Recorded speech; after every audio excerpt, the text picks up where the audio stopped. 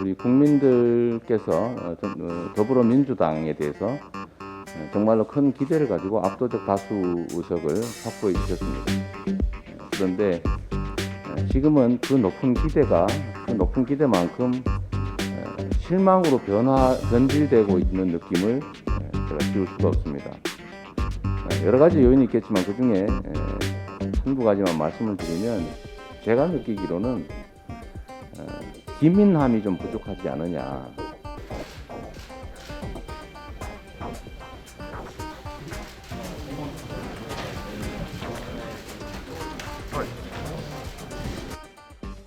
네, 이제 선대위도 체제를 상당히 정비해 가고 있고 이제 서서히 이제 본격적으로 이제 선거운동에 접어들고 있는 것 같습니다. 메타버스를 타고 이제 지방을 순회하면서 현장의 많은 목소리를 들어보고 있습니다. 매우 어려운 지역과 또 현장의 상황들이 매우 안타까웠다는 말씀을 드립니다. 특히 이제 단계적 일상 회복 이후에 이제 고령층 감염도 많아지고 위중증 환자들이 늘어가면서 그에 대한 우려들도 있는데 우리 방역 당국께서 충실하게 대안도 대책 마련해 주시고 우리 국민들께서 워낙 정부 방역 정책에 협조적이기 때문에 슬기롭게 잘 극복할 수 있을 것이다라고 생각합니다.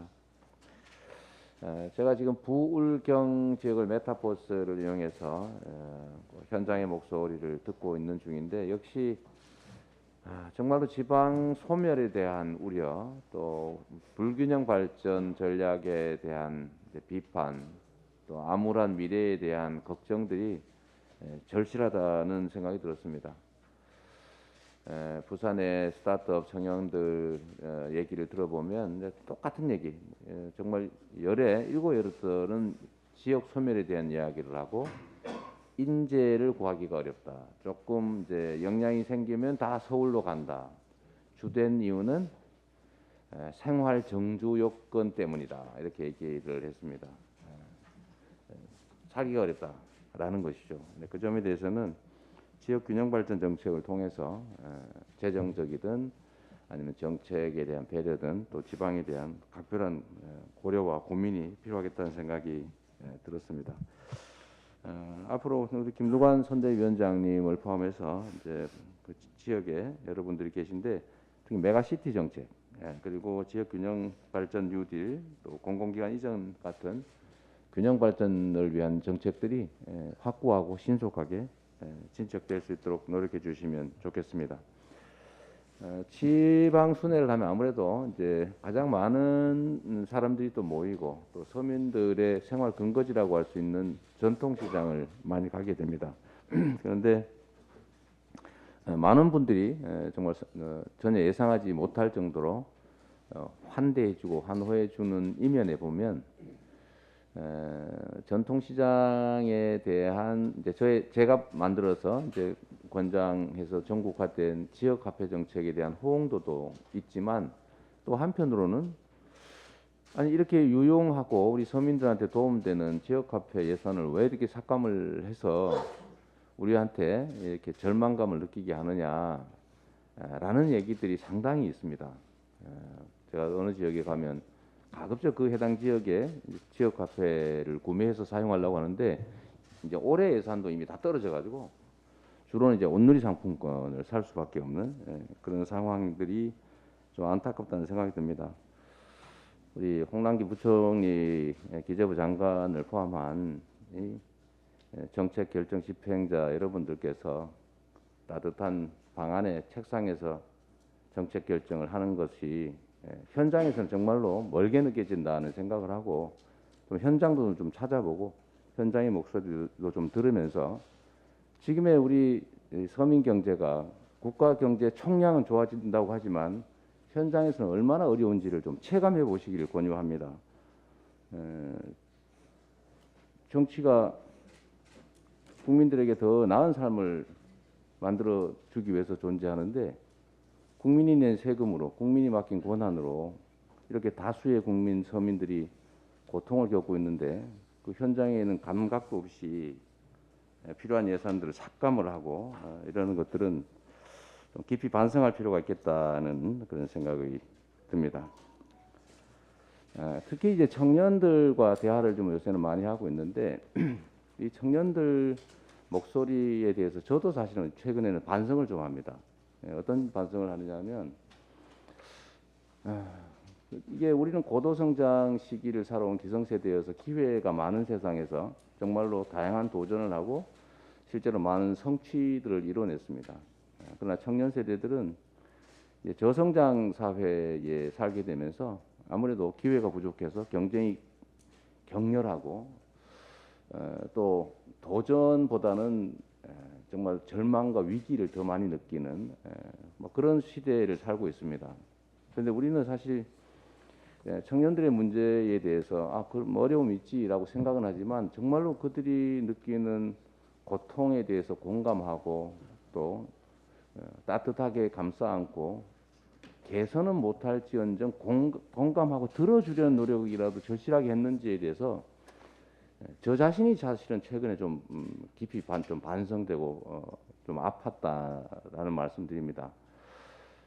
어쩌면 기회 부족에 따른 정말 격렬한 이 경쟁 와중에서 탈락하면 우리는 정말 도태된다. 이런 위기감을 가진 청년 세대들의 그 절실한 어려움이 돼서 정말 그만큼 우리가 절실했느냐라고 생각하니까 저 자신이 그러지 못했다는 생각이 들었던 겁니다.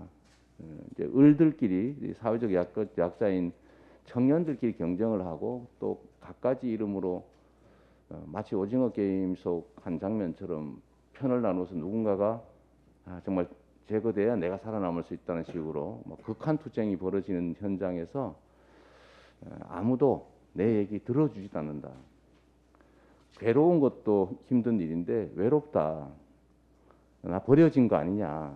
이런 생각을 했다는 느낌이 최근에 좀 들었습니다. 그래서 문제 해결은 근본적 해결은 서서히 하더라도 현재의 문제에 대해서 또 이 현재의 문제로 인해서 그들이 직접적으로 느끼는 고통에 대해서 공감하고 또 위로하고 또 들어라도 주는 그런 노력을 저부터라도 좀 더 많이 하도록 하겠습니다.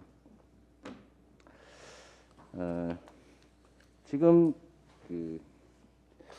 오늘 아침 뉴스에 이런 게 나왔습니다. 뭐 우리가 이미 알고 있는 사실인데요. 가계부채에 관련해서 전 세계에서 또 이관왕을 했다.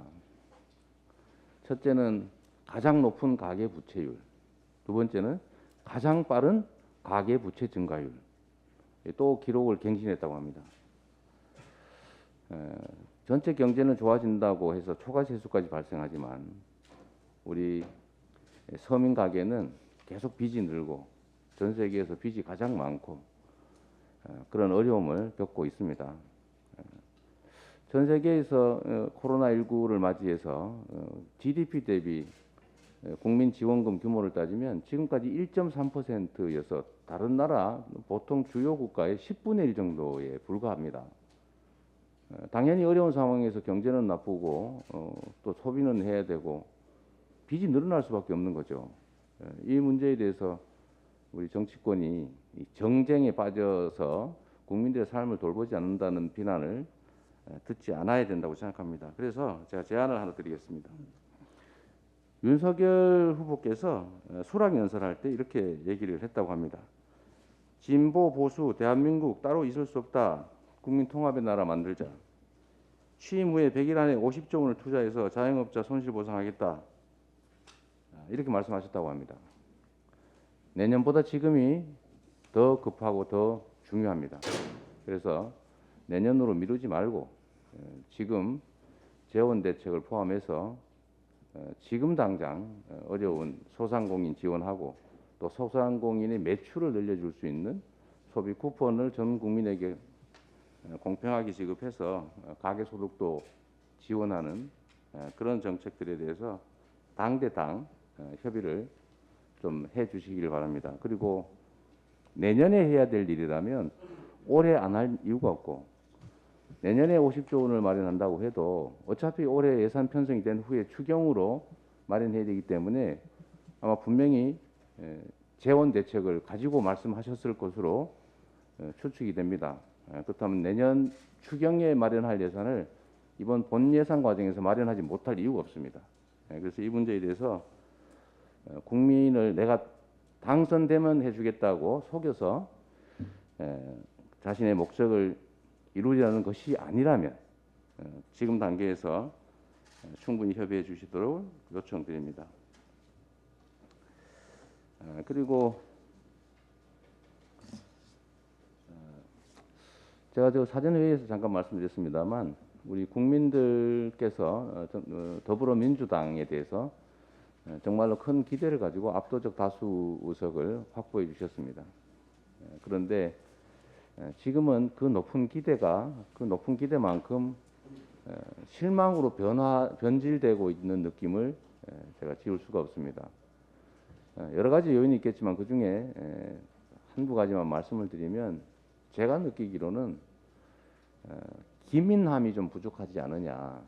즉 현장의 이 어려운 문제들에 대해서 또 해야 될 일들에 대해서 좀 더 민감하게 또 신속하게 반응하고 크지 않더라도 작은 결과라도 만들어내 주길 바라고 계신 것 같습니다. 그래서 논쟁의 여지들이 없지 않겠지만 저희가 약속한 건 지킨다. 이런 거 반드시 보여드려야 될 것 같고요. 두 번째는 우리는 불합리한 일 하지 않는다.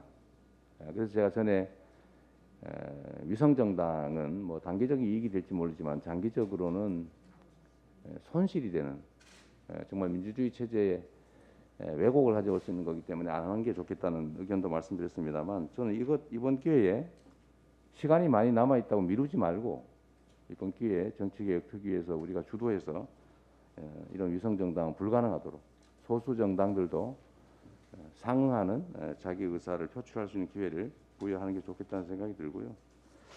네, 국민주권주의 또 정치개혁이라는 측면에서 논란들이 있습니다만 면책특권에 대해서도 조금 신속한 좀 우리가 대책을 강구해서 현실적인 결과를 만들어내면 좋겠습니다. 일부에서 헌법에 이제 국회 내에서의 발언에 대해서 국회 밖에서 책임지지 않는다. 즉 소위 말하는 이제 면책특권이라고 하는 게 있는데 법으로 그걸 제한할 수 있느냐 이런 얘기들이 있다고 합니다. 그런데 제가 배운 헌법학에 의하면 국민의 기본적 인권조차도 공공복리나 필요에 의해서 제한할 수 있습니다. 당연히 면책특권은 보호돼야 되지만 모해, 그러니까 누군가를 해치기 위해서 사적 이익을 얻기 위해서 알면서도 허위사실을 공표하는 경우까지 보호해야 되느냐. 이거는 면책특권의 본질적 한계를 침해하는 것도 아니고 가짜뉴스로 오히려 민주주의를 훼손하는 것이기 때문에 충분히 법률로 제한할 수 있다고 저는 판단합니다. 뭐 헌법학자들도 그렇게 얘기하고 있으니까 그런 점들이라든지 뭐 국민 소환제도 뭐 필요하면 해야 되겠죠. 이런 것들을 포함해서 가능하면 신속한 결과물을 만들어 드리는 것이 압도적 지지를 보내주셨던 그러나 지금은 실망으로 선회하려고 하는 우리 국민들께 우리가 최소한의 도의를 다하는 것이다라는 생각이 듭니다.